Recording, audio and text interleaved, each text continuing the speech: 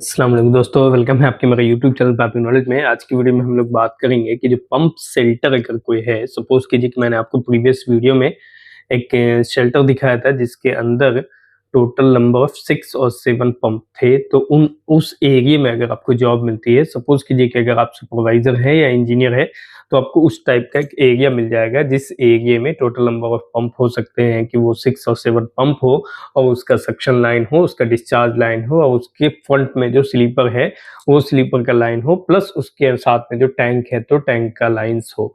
तो टैंक का क्या होता है कि इनसाइड द टैंक जो है वो दूसरा इंजीनियर या सेकंड टाइप का या दूसरे टाइप का इंजीनियर जो है इनसाइड द टैंक में जो इंजीनियर है वो इनसाइड का एक्टिविटी देखेगा, और टैंक के आउटसाइड की जो भी लाइंस होगी, जो मैंने आपको दिखाया था प्रीवियस वीडियो में कि डाइक वॉल है, डाइक वॉल के अंदर का जो पाइपिंग सिस्टम है वो टोटल एक बंदा के अंडर में होगा और जो बाहर का जो पाइपिंग सिस्टम है वो एक बंदे के अंडर में होगा। तो स्पेशली कहने का मतलब ये है कि सपोज कीजिए कि अगर आपको उस टाइप का पंप शेल्टर मिलता है तो इनिशियली में आप वो जॉब को कैसे स्टार्ट करेंगे। तो आज की वीडियो में हम लोग स्टेप बाय स्टेप गाइड के तौर पे पाइपिंग इंस्टॉलेशन के बारे में समझेंगे। एज ए पाइपिंग सुपरवाइजर और piping engineer in the oil and gas में आपको इंडस्ट्री में कैसे आप मतलब पाइपिंग इंस्टॉलेशन स्टार्ट करते हैं। I will explain what to do, why to do it and the correct sequence from zero to hand over. मतलब एक जीरो से जैसे आप स्टार्ट करेंगे तो वहां से लेकर के आप उसको हैंड ओवर कैसे करेंगे। व्हाट टू डू मतलब आप क्या करेंगे, व्हाई यू डू इट मतलब हम वो काम क्यों करेंगे, एंड द करेक्ट सीक्वेंस के बारे में आपको बताऊंगा। तो बेसिक मोटिव ये वीडियो का ये है कि अगर कोई प्रोडक्ट प्लांट है और वहां पे पंप शेल्टर है और पंप शेल्टर की एक्टिविटी अभी स्टार्ट नहीं हुई है, तो एज ए इंजीनियर आपकी रिस्पॉन्सिबिलिटी है उसको स्टार्ट करना। तो आप कैसे स्टार्ट करेंगे, आपको वहां पे क्या क्या करना होगा, फिर उसको कैसे हैंड ओवर करेंगे। तो सबसे पहली चीज है before you touch any pipe, मतलब आप कोई भी पाइप या कोई भी इक्विपमेंट को टच करने से पहले आपके लिए जो सबसे इम्पोर्टेंट है कि आप वहां के बारे में स्टडी करेंगे। स्टडी करने में मैं आपको बताता हूँ ये कैन स्टार्ट इंस्टॉलेशन। जब आप यू कैन नॉट स्टार्ट मतलब आप इंस्टॉलेशन तब तक स्टार्ट नहीं कर सकते जब तक कि आपको वहां का डॉक्यूमेंट नहीं मिलता। तो डॉक्यूमेंट में सबसे पहली चीज जो चाहिए कि आपको चाहिए वहां का PNID, pump general arrangement drawing, piping का जनरल अरेंजमेंट ड्राइंग, फिर आपका PNID हो गया, या फिर पाइपिंग का लेआउट चाहिए आपको, फिर पाइपिंग सपोर्ट का ड्राइंग चाहिए, पाइप सपोर्ट का ड्राइंग हो गया, और स्ट्रेस एनालिसिस नहीं भी मिलेगा तो चलेगा, वॉल्व डेटा शीट अभी नहीं भी मिलता है तो भी चलता है, method statement and risk assessment ये बहुत इंपॉर्टेंट है। पहला डॉक्यूमेंट जो आपको चाहिए वो हो गया piping and isometric diagram. Second है कि जो पाइपिंग एंड आइसोमेट्रिक डायग्राम है उससे जो रिलेटेड उसमें जो आइसोमेट्रिक ड्राइंग है, आइसोमेट्रिक ड्राइंग का जनरल अरेंजमेंट ड्राइंग चाहिए, प्लस उसका लेआउट चाहिए। उसके बाद आपको जो चाहिए वहाँ का प्रोसीजर चाहिए कि आप जब तक वहाँ के प्रोसीजर को आइडेंटिफाई नहीं करेंगे आपको ये चीज़ें समझ में नहीं आएगा कि हमको एक्टिविटी कैसे करनी है। तो प्रोसीजर चाहिए वहाँ का। उसके बाद वहाँ का मेथड स्टेटमेंट चाहिए कि आपको वो एक्टिविटी कैसे करनी है। अगर आप लेट से गए हो या मेथड स्टेटमेंट आपने नहीं प्रिपेयर किया है, प्रोसीजर आपने नहीं प्रिपेयर किया है, तो एक बार उसको ज़रूर आप रीड करेंगे।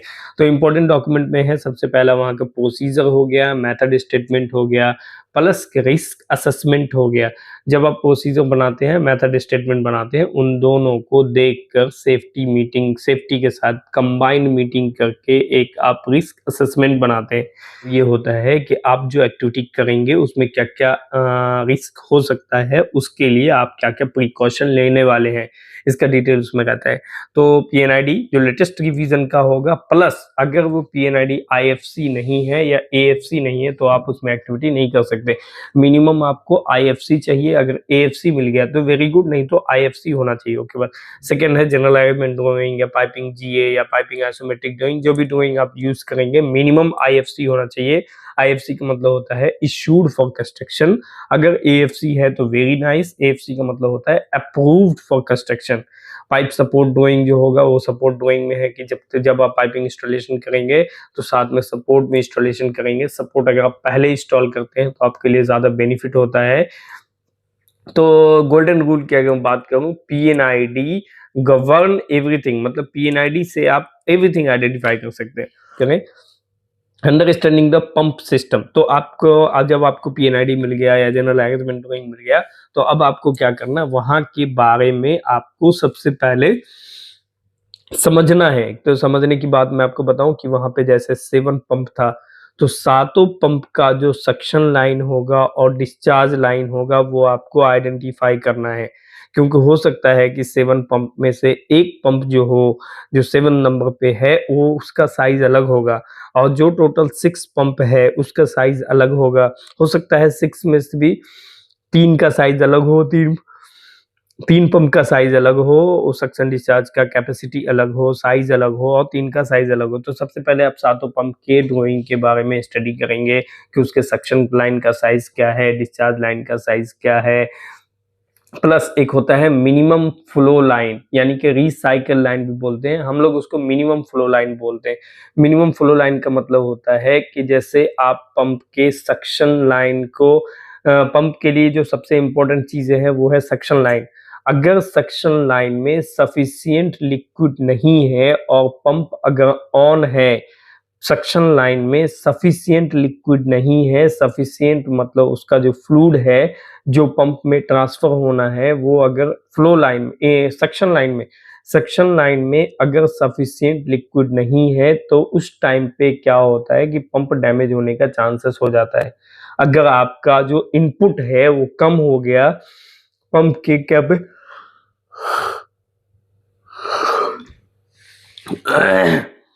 अगर आपका इनलेट है वो कम हो गया पंप के कैपेसिटी के अकॉर्डिंग, तो आपका पंप डैमेज हो जाएगा। तो उस केस में क्या करते हैं कि हमारे पास एक मिनिमम फ्लो लाइन होता है। मिनिमम फ्लो लाइन का मतलब होगा कि वो डिस्चार्ज लाइन से सक्शन लाइन में कनेक्टेड रहेगा। डिस्चार्ज से सक्शन में कनेक्टेड का मतलब या पंप के वॉल्यूट में किसी भी एरिया में वो कनेक्टेड रहेगा। उससे कनेक्शन होने से क्या होता है कि पंप को जो मिनिमम फ्लो रिक्वायरमेंट है, जो मिनिमम लिक्विड चाहिए उसको पंप को रन होने के लिए, वो अगर आपके सक्शन लाइन पे पूरा नहीं हो रहा है, तो वो डिस्चार्ज में से आपको दे देगा। मतलब आपने पंप के सक्शन में गया, सक्शन से डिस्चार्ज में गया और डिस्चार्ज फिर वापस आपके सक्शन में डाल देगा। उससे क्या होगा कि पंप जो है वो डैमेज नहीं होगा। तो बहुत सारे केसेस में मिनिमम फ्लो लाइन भी होता है, जो हमारे पंप को सफिशिएंट लिक्विड प्रोवाइड करता है। अगर हम लोग उसके बारे में स्टडी करेंगे, फिर हम लोग उसका जो ड्रेन लाइन हो, ड्रेन लाइन भी अलग-अलग टाइप का होता है। लाइक एक पंप का केसिंग का ड्रेन होगा, जो पंप का बेस प्लेट है उसका ड्रेन होगा। एक होता है सक्शन और डिस्चार्ज लाइन का ड्रेन होता है। एक पंप में जो स्ट्रेनर लगा है उसका भी ड्रेन लाइन होता है। क्यों? क्योंकि पंप में जो भी लिक्विड जाएगा वो स्ट्रेन होकर के जाएगा, तो जो भी उसमें कचरा है वो ड्रेन वाली लाइन से कनेक्टेड है, तो उसका ड्रेनेज होगा। जो भी आपका एमओवी है या एफसीवी है, फ्लो कंट्रोल वॉल या एमओवी, उसके आस-पास में ड्रेन पॉइंट होगा, तो वो सबके बारे में आपको स्टडी करना है। फिर पंप है तो यूटिलिटी की लाइन तो होगी, तो पंप में जो यूटिलिटीज़ का लाइन है उसके बारे में आपको स्टडी करना होगा कि हमारे एरिया में कितने सारे यूटिलिटी का लाइन है।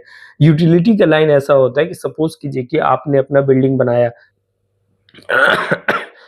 जो आप नॉर्मल एक घर बनाते हैं तो उसमें जो सबसे इम्पोर्टेंट चीज़ है, वो है आपका वाटर का लाइन, यूटिलिटीज़ का लाइन।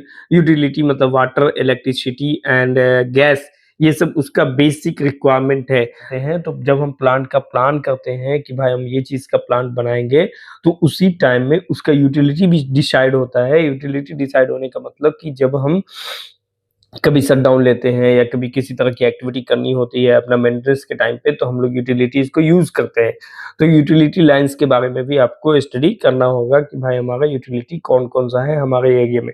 ने ये सब सारा स्टडी करने के बाद each line have a different installation logic, या मतलब जितना भी लाइन्स है, सबका अलग-अलग लॉजिक है। जैसे सक्शन लाइन हो गया या डिस्चार्ज लाइन हो गया, तो सक्शन और डिस्चार्ज का जो टेस्टिंग मेथड होगा या उसका डब्ल्यूपीएस होगा या उसका जो विजुअल या मतलब एनडीटी का प्रोसीजर होगा वो अलग होगा। फिर उसका जो ड्रेन लाइन है तो ड्रेन लाइन का एनडीटी का प्रोसेस अलग होगा। फिर यूटिलिटीज़ का लाइन है तो उसका एनडीटी का प्रोसेस अलग होगा, उसका इंस्पेक्शन का प्रोसेस भी अलग होगा। तो इन सब केस में अगर आप स्टडी नहीं किए रहेंगे तो आप अपने आप को प्रिपेयर कैसे करेंगे? सपोज़ कीजिए कि सक्शन और डिस्चार्ज लाइन का एनडीटी परसेंटेज 100% है, तो उसका जो फिटअप वेल्डिंग का पैरामीटर्स है वो आपको 100% अच्छे से चेक करना है और सब कुछ चेक करने के बाद वेल्डिंग करना है। लेकिन अगर कोई ड्रेन लाइन है जिसमें 10% एनडीटी है, तो फिर आप उसके हिसाब से उसको चेक करेंगे, मतलब 10 जॉइंट में से 1 जॉइंट का वो आरटी या एनडीटी का प्रोसेस है। तो उसी तरह आपको स्टडी करेंगे तभी तो आपको आइडिया रहेगा। दूसरा हम लोग बात करते हैं general installation philosophy. General installation philosophy का मतलब ये है कि मैं आपको एक चीज़ बताता हूँ कि पंप जो है वो आपका स्कोप नहीं है। वो पंप क्या है, एक इंस्ट्रूमेंटेशन है, एक इक्विपमेंट है। उसपे अगर आप पंप को अगर आप कुछ भी एडिशनल एक्टिविटी करते हो या पंप का कोई नोजल है उसको ओपन करते हो, उसमें जो टेम्पोररी ब्लाइंड लगा है उसको अगर आप ओपन करेंगे तो विदाउट क्लाइंट के परमिशन के बिना आप उसको ओपन नहीं करेंगे, चाहे वो किसी भी कंडीशन में हो।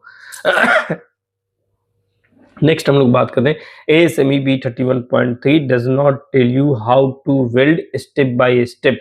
मतलब ASME जो है वो वेल्डिंग का स्टेप बाय स्टेप नहीं बताता है, बट इन्फोसिस वो ये कहता है, वो ये बात कहता है, इन्फोर्स करता है कि no excessive load on the pump nozzle. मतलब पंप के नोजल पे कोई लोड नहीं होना। कोई लाइन हमारा ऐसा आ रही है, हमारा पंप का नोजल है, हम लोग उसके ऊपर लोड नहीं देंगे।